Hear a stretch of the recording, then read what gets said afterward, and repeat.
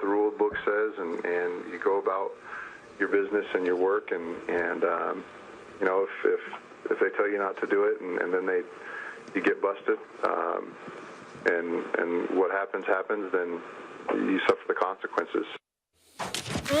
That was Carson Palmer commenting on what he thought of the 4-game suspension for Tom Brady. Says if you get busted, you suffer the consequences.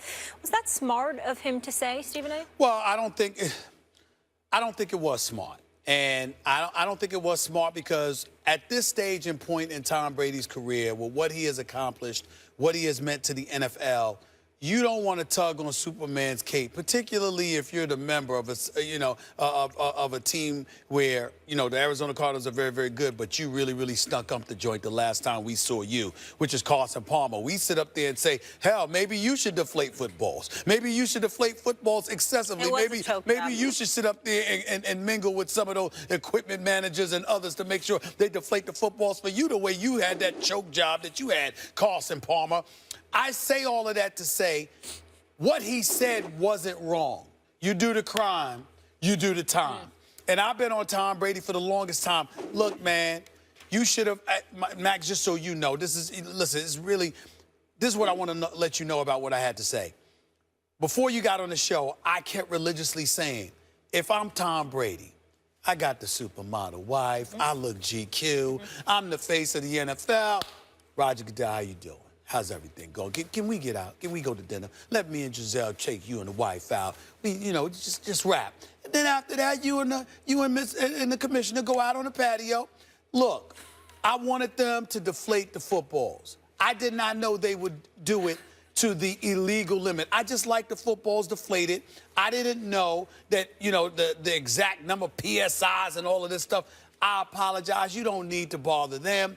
Just, can you work with me here? Goodell might have gave him 2 games instead of 4, and that would have been it. But instead, he dragged this on for years and years and years. I blame Tom Brady for that. Having said all of that, that's for me to say as a pundit, okay, as a commentator, as a journalist. If you are Carson Palmer, who's never been in the Super Bowl, let alone won a Super Bowl, who on your best day ain't Tom Brady, somebody you should not only be looking up to with respect, you should revere, because he is everything that everybody in Arizona, just like everyone in Cincinnati used to feel, he is everything we all wish you should be, okay, that you should wish you should be. You don't say something like this. You really, really don't. I thought Carson Palmer should have just chilled, kept his mouth shut. He had no business commenting on this. That's what I think. As usual, might makes right for Stephen A. Smith. Because Brady's more of a baller than Carson Palmer should keep his mouth shut. It's none of your business. I don't know how they do it. Hey, Brick, I don't know how you gangsters do it, corrupting the judicial process. Your advice to Tom Brady is literally, go corrupt the judicial process here. Go get cozy with the commissioner. I like the patio. And try to persuade him to lessen the punishment. Well, guess what? Someone like Carson Palmer, though I also think maybe it's best not to say anything. Oh, so you agree with me. Go ahead. Keep going. I don't. I don't. Whatever you want. However, someone like Carson Palmer, really what this comes down to is, do you think Tom Brady did it, yes or no? And Carson Palmer here is saying implicitly, I think he did it. And not only that, that there was a process. Now, it wasn't like in a court of law beyond a reasonable doubt. It was just that more likely than not, he did it. And that's good enough for Carson Palmer.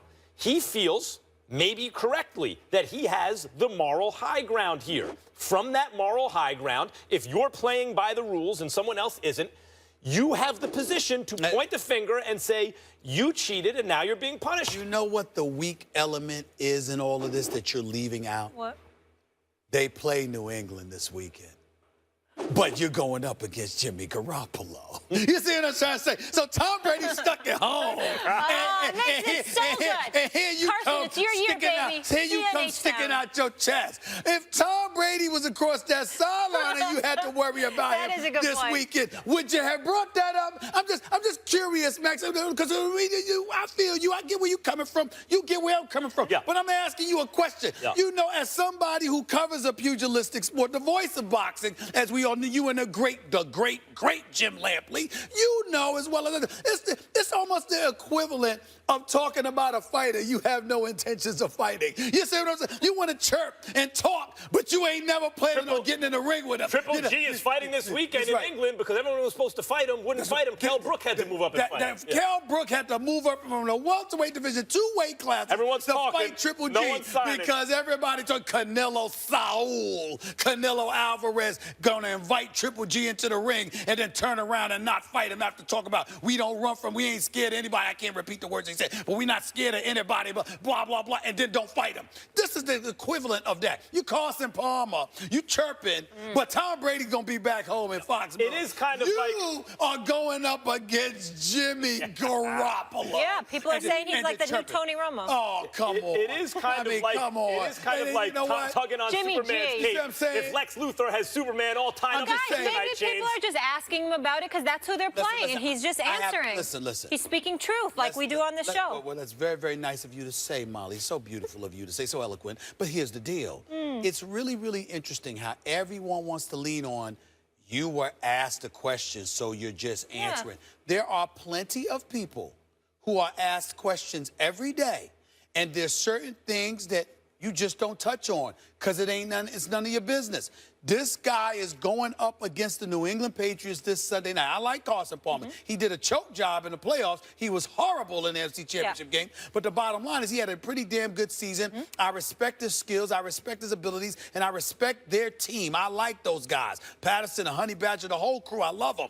But here's the deal.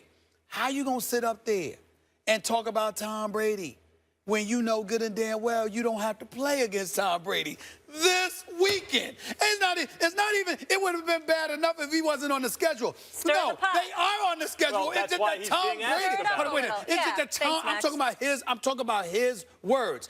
You know you going up against New England, but you don't have to worry about Tom Brady. But that's the reason that's the reason you answer that way. Oh, what do you think about Tom Brady's suspension? In other words, you don't have to play him right now. And Carson Palmer's like, look, I got to play who's on the other side of the field. I can't choose. If someone breaks the rules and they're not there, what do you want me to do about it? No, but you know what I'm saying.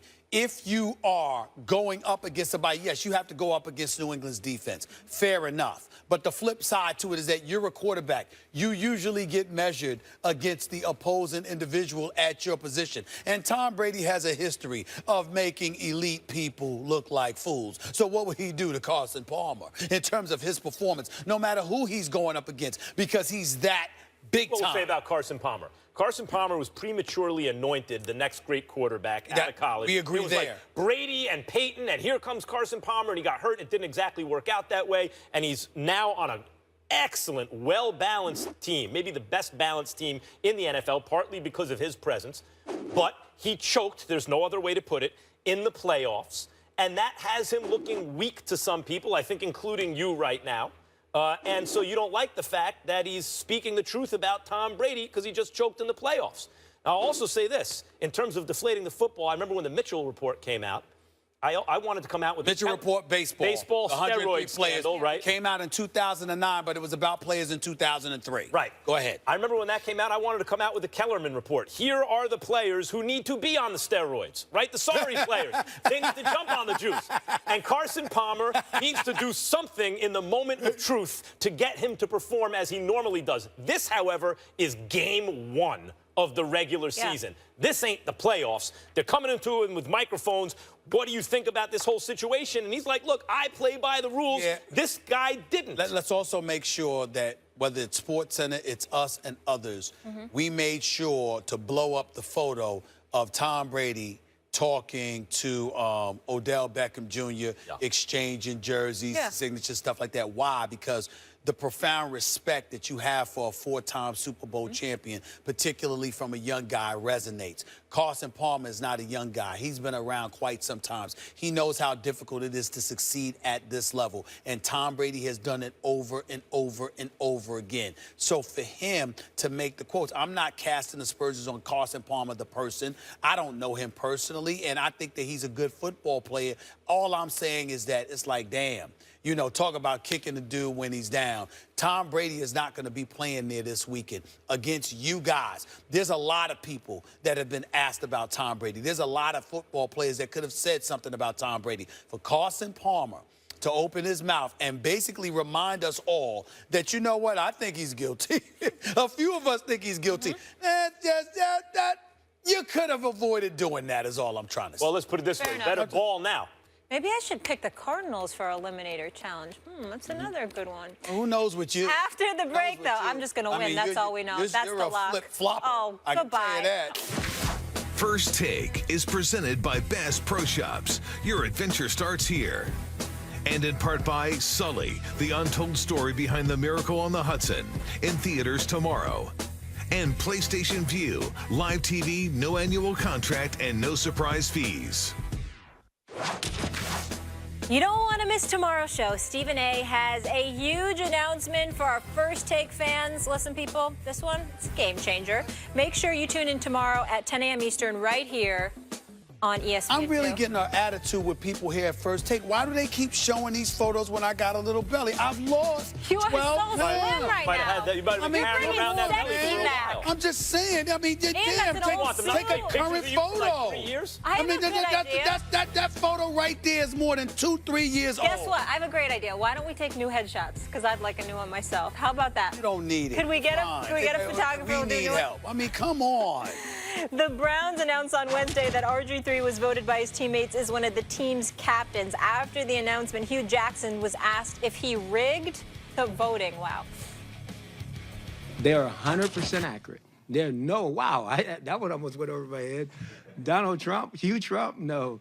We didn't do that. I looked at them. I did. I was a little surprised. I'll be very honest with you. I was surprised because obviously Robert hadn't been here very long, you know, and we haven't played a real football game yet. So for him to be voted captain, I mean, he should feel good about that. His teammates feel good about him. But no, we didn't rig that by no stretch of the imagination. Stephen A., your thoughts on RG3 being the El Captain? First of all, I wouldn't put it past the Browns to have rigged it, okay? I don't think it would be necessary. Let me finish. Let me go. I wouldn't put it past them to have rigged it because guess what? If it were me, I would have. Here's why. Because that team needs to believe in RG3, and they need everybody to believe that folks are in that locker room believing in RG3. RG3 has been through a lot. I do not think it was rigged. I just think I wouldn't put it past anybody for wanting this desperately to happen. Not because of his ability, Max, but because of all that he's been through. We need to reflect for a moment. RG3 has been through a lot. I can't say this enough. Do y'all have any idea what it feels like to be on a team, to be the franchise guy, to be the star, and to the point where inside of 2 years, you are on that bench and they won't even allow you to wear a uniform? That was RG3 last year. So it's important that he got this captain's title. Once again, you want to rig voting? You wanted to rig the judicial process before? No, It's amazing that I can win every debate even though you try to rig this show. Please. Seriously, I think this shows that RG3 has matured as a player and person in the NFL. I do believe that his teammates like him, based on all the the comments you hear and the way from him and teammates in the preseason. He was humbled isn't exactly the right word because you would think he still remains confident in order for his teammates to have this kind of confidence in him. But he was one of the rare players who, for a short time, no one can do it forever, but for a short time in the NFL, was able to impose himself physically on the game. Eventually, they adjust. There are too many great athletes, too many great, smart athletes. You can't do it forever. And they adjusted to him, and then he was dealing with the injury. I think he's a fully or a much more mature player now, and I expect the Browns to surprise people. I think they're going to be better than people expect. You're taking them in the Eliminator Challenge. We're tuning up the competition here. Yes, it's the First Take Eliminator Challenge. Here are the rules, people. Each week, this NFL season, Max, Stephen A, and I will pick our lock of the week, our team we think that will definitely win the matchup. If you choose correctly, you move on to the next week. If you are wrong, you are eliminated from the season-long competition. The catch is that once you choose a team, you cannot pick that team again. So let's kick things off with Week 1 and ESPN.com's Eliminator Challenge. You are going with Max Kellerman. It's a great schedule, by the way, because a lot of evenly matched good matchups. Great Dolphins schedule, at Seattle. I like Seattle at home as a lock. What about you, Molly? I'm going Seattle at home, too. He actually copied me. Sure. Yeah. Who knows with you, Molly? Yeah. Who knows? Oh. You know what I'm rolling with as my lock for the week? Who? I'm rolling with the Kansas City Chiefs at home over the San Diego Chargers. It's in Kansas Risky. City, and it's a 1 o'clock game. They're out west. Yeah. That's 10 in the morning to them. They're losing this game. Kansas City's winning this game. Arrowhead's I'm going with tough Kansas to play, City but and Seattle Arrowhead. is so tough to play. Yeah, well, I mean, It's look, Miami. The There's nothing to think about. Dolphins will be improved, but look at some of these other matchups, really evenly matched, and Seattle is good enough. I could have went Colts too. That was I actually could have gone too. Browns over Eagles at Philly. I think smart. that's You weren't a little. bold enough. I wish you smoking did. something. Change it, bye. I think.